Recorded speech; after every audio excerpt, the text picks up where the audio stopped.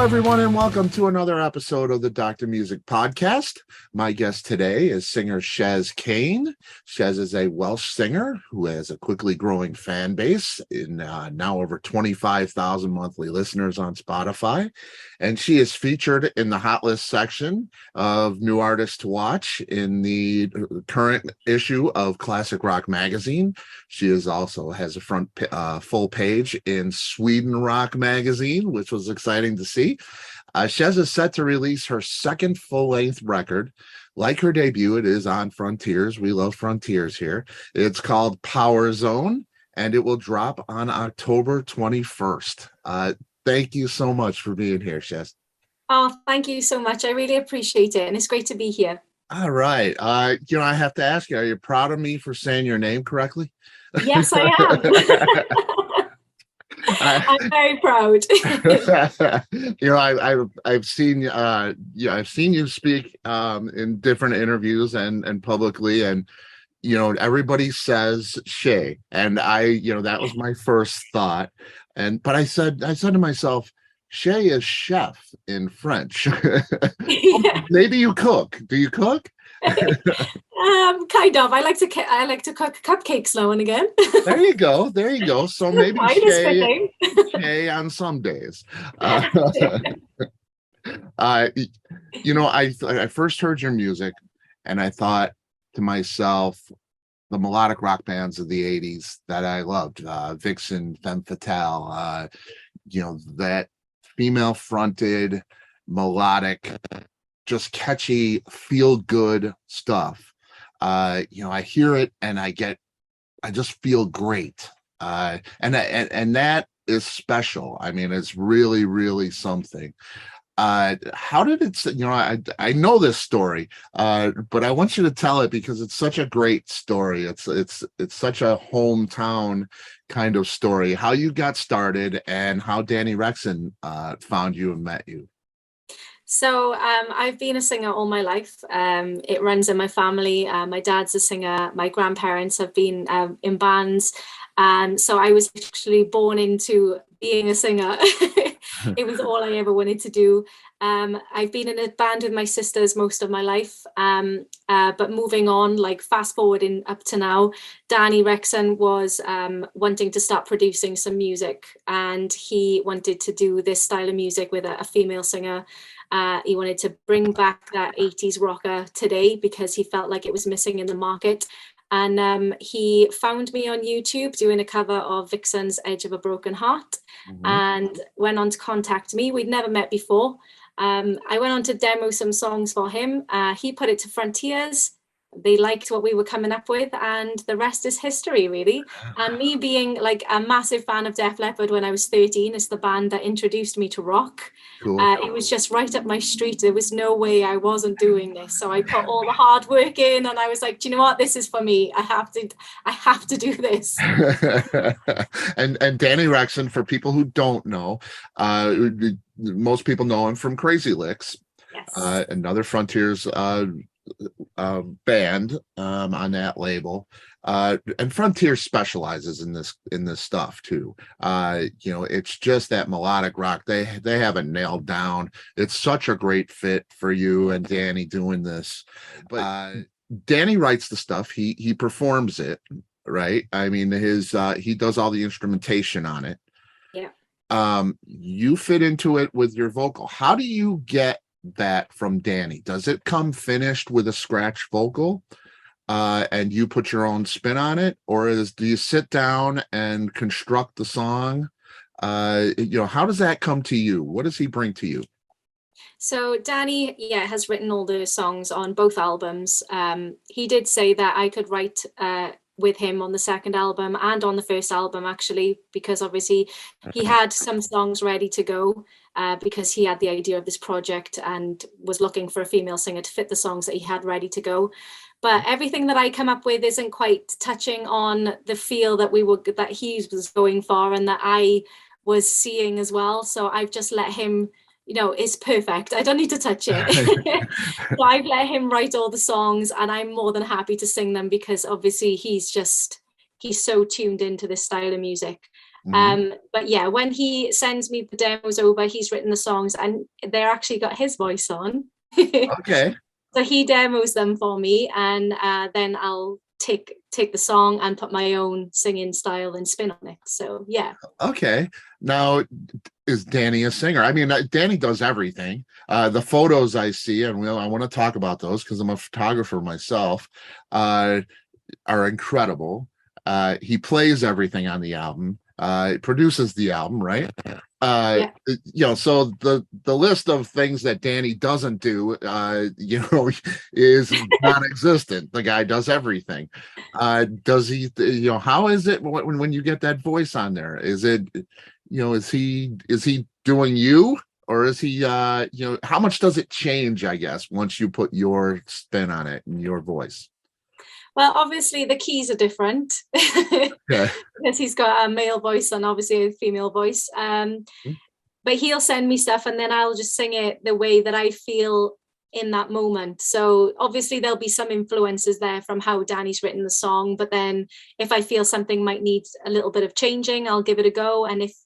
And then I'll send it to him and he'll either say that it works or it doesn't work. So we kind of we throw the stuff back and forth. So we've got a really good working relationship. We kind of tuned into each other, if that makes sense.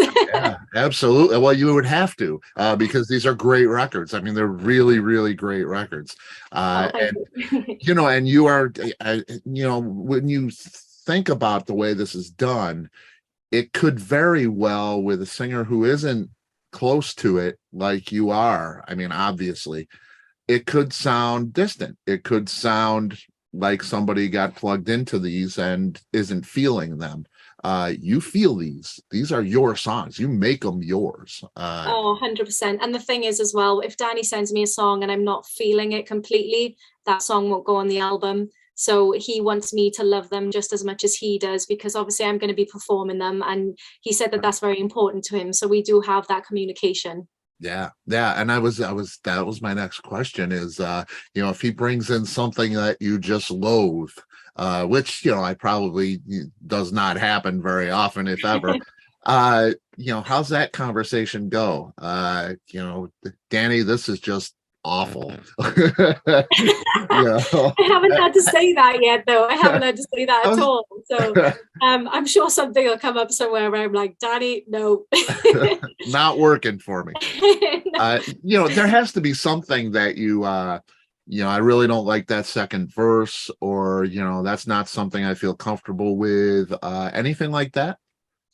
I don't think there has been, to be honest. We're kind of Wow. we're quite tuned into each other. So everything he suggests, I get it straight away. And if I suggest something back, he gets it straight away. So I don't know. I don't feel like we've come across that path yet. Wow. That's I'm pretty hoping we cool. never do. Now, how about lyrically? Are you're in tune with it lyrically? Have you changed anything to fit you personally, or your style? I haven't. I don't feel like I've Wow, needed to. I feel like he's just perfect at writing it. So man, he's that just, is that's awesome. I mean, that is just it's a very unique working relationship, I think, that you have. Oh, Uh 100%. Because I've worked with so many people before and it just hasn't worked, or we haven't clicked. And it's just been like a breath of fresh air working with Danny. We're just so tuned in. wow. It's awesome to hear. It's awesome to hear. And I think it is obvious. You put these records on and they're locked in. They're just, they're great everywhere, all around. They're just fun records to listen to, and they're really well done. It's great. Now, before this, take me through a little bit of the history. I know Dad's a Rainbow fan, and sister's a Oh, you've Wake done your fan. research. Oh yeah, yeah. You come from a rock and roll background. You had caned. Uh, Yeah. I don't know if you still do. I want to ask you that. Will we see any more of that? But that was with your sister, right? The Yeah, two of my other. sisters. Yeah. Okay. So how does that work? I mean, obviously that I would think that worked a little bit differently than what you're doing now. Uh, do you prefer one over the other? You know, the more involved writing. You were more involved in the writing process and the creating process with Kane. Then Danny comes in with a finished song in this project. Is that, how different is that for you? Oh, it's quite different. Yeah. So I obviously write with my sisters, and we have done all our lives together. We tend to write with our guitarist, Harry, who is also in my band as well, as the solo project. But it's a lot different, but I don't love one more than the other because they're completely different projects. So I've grown up with my sisters. I've sung with my sisters all my life, and it's always been our dream to pursue music. So that's always going to have a massive special place in my heart, singing with my sisters, because it's all I've known all my life. So no, I don't prefer one more than the other. They're both completely different. And with Caned, we are still thinking of doing stuff in the future. It just so happened that the pandemic hit. I got offered this project, and my sisters were like, Cheryl, you have to go for this. And I went for it. And things have changed throughout the pandemic, but we always see each other because we're sisters. So they're always there with me. They're always excited. They feel it just as much as I feel it. So they're just right behind me. And we're hoping to get together again in the future and do some more stuff. So yeah, they're my best friends. That's great. That's so great to hear. It's great to hear that you love your sisters like that, and that we might get more Kane music, because that's great too. Yeah. A whole different thing, which is really cool. We get different sides of Chez Kane, so that's pretty cool. It's awesome. Now I see these photos of you. A lot of them Danny has taken, and they're fantastic, coming from a photographer that knows what great photos look like. They're great photos. But you are this ravishing sexual entity. It's a real, but you really, it's a powerful, it's a force. It's an image that is very different from what I see right now.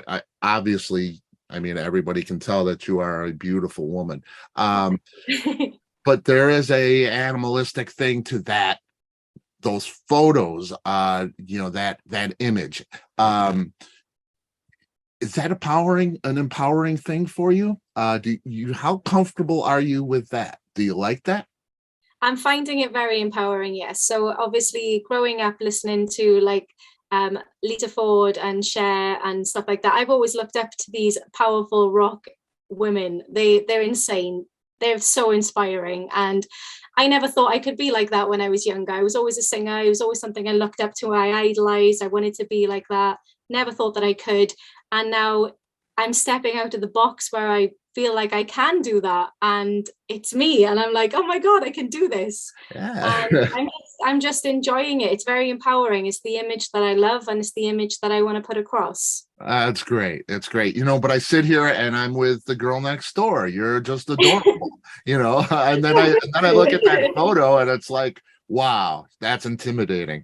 You've all got a wild side. It's all good. It's great. I love that. I love that. Like I say, they're wonderful, wonderful photos. Thank you.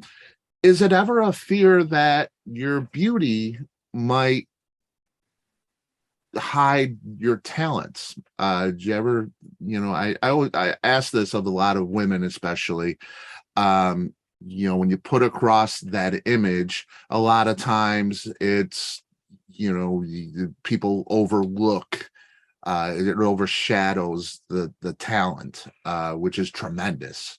Is that ever a concern for you? I haven't thought of it that way. I hope that people don't look at it that way. I mean, it's an image at the end of the day. It's what I'm comfortable wearing. I would never ever do anything that I was uncomfortable with. I've always been quite strong-minded in the way I dress, the way I sing, the way I want to show myself to people.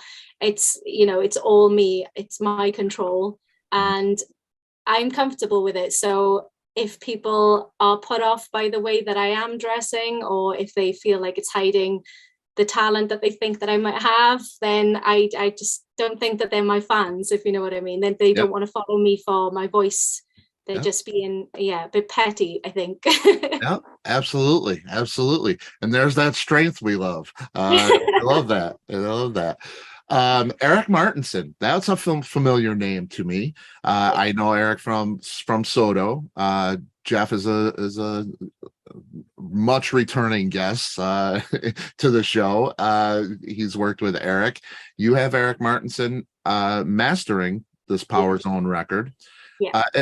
Did Eric sit in on recordings or play on the record at all? Because he's an amazing musician as well. No, he hasn't played anything. So everything was done by Danny apart from saxophone. But then Danny will then mix the song and then he sends it over to Eric, which is unbelievable to have his name on the album as well, because he's just incredible himself. So, Yep. but he takes the album then to the next level and makes it that big sound. So yeah, he's Yep. just as important on this album. Yeah, and I listen to the album. It's great. It's got that sound, and I think a lot of that extra sound comes in the mastering process.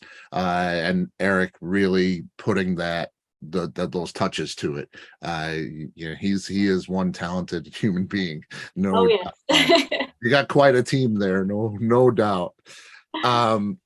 What's the biggest difference for you from the debut to this record? I listened to them and it sounds like a continuation for me. More of the same great stuff. Is it that for you, or is this a lot different? Was this a different experience for you? So I feel the difference between the debut and Powerzone is the fact that when Danny did contact me, he had some songs ready to go.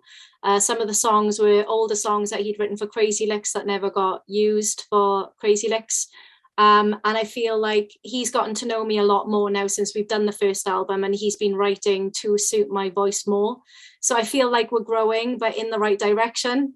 And I just think that I think you'll hear it. And when you get to hear the second album, you'll hear that Danny is now, he knows me a bit more, if that makes sense. Okay, yep.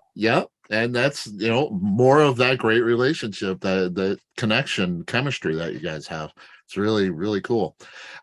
You appear on the new Ginevra record. I do, yeah. Yeah, a song called Masquerade. Mhm. You work with one of my favorite guitar players, Magnus Carlsen, on that record. Just an amazing player. He's also been on the show. Just a great human being too. Is there any other guest appearances that we don't know about and maybe we should? Something like that. Are you busy on the side projects like that? So I've done a few collaborations that have been released. So I was on Jim Peterick's latest album, and I did some stuff with Tony Hernando as well on his recent album. And then I've done the Ginevra stuff. So I haven't actually had time to do much else at the moment. So there's nothing else in the pipeline right now other than my album coming up. But I'm sure there's going to be plenty in the future. I hope anyway. Yeah, we do too. That would I be love great. changing it up. I love doing different projects and stuff. So it's good fun. Yeah, and I wanted to ask you about that too, with different genres and stuff like that. Is there anything that you've always wanted to kind of explore?